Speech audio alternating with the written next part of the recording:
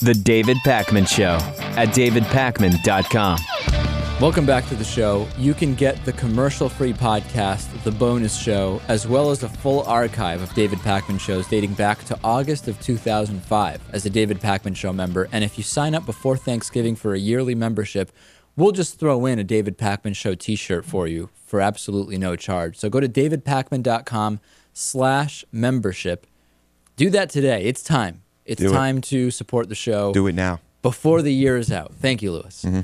Herman Cain, it turns out, used the term Princess Nancy before the most recent debate where he used the term Princess Nancy. And we said, you know, if you're under scrutiny for supposedly sexually harassing who knows how many women, it might not be a good idea to refer to this first ever female Speaker of the House as Princess Nancy.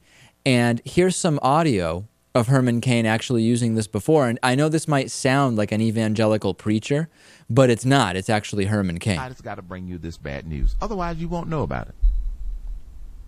So what I want to do this segment instead is peel back the onion on the $26 billion bailout that they rushed back to Congress in an emergency session called by Princess Nancy. This is an absolute national congressional emergency. All right, so thanks to Ned for sending that along. Herman Cain apparently using the term Princess Nancy before the debate. And also, much like another female politician, Michelle Bachmann, Herman Cain also is saying God told him to run. God told me to run. I was like Moses. I have some video for you. I have audio for you. Ladies and gentlemen, my question is, and I know this is edgy stuff for a lot of people, but replace God with absolutely anything else in this sentence, and this is considered schizophrenia, isn't it? That's my question. Don't answer it now, Lewis. Here's the video of Herman Cain. That's when I prayed and prayed and prayed. I'm a man of faith. I'd had to do a lot of praying for this one. More praying than I've ever done before in my life. When I finally realized that it was God saying that this is what I needed to do, I was like Moses. You got the wrong man, Lord.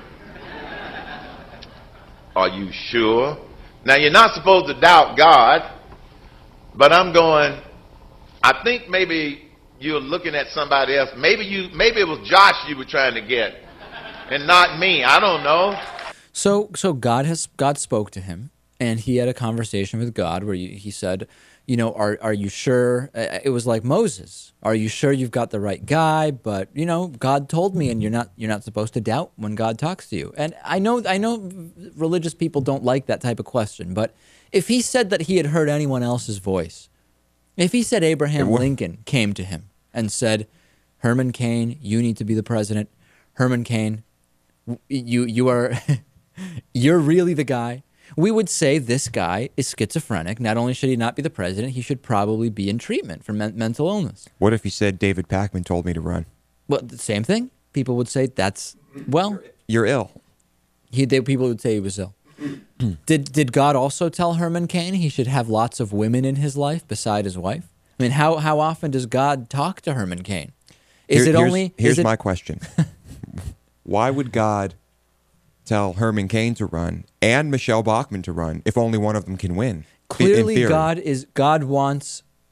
believes in democracy, and God wants a number of candidates on the Republican side to run because he thinks that's what would be better for the two-party system. God very wrapped up in American politics, apparently. Yes. And you know, does God talk to Herman Cain only after he's had a few drinks?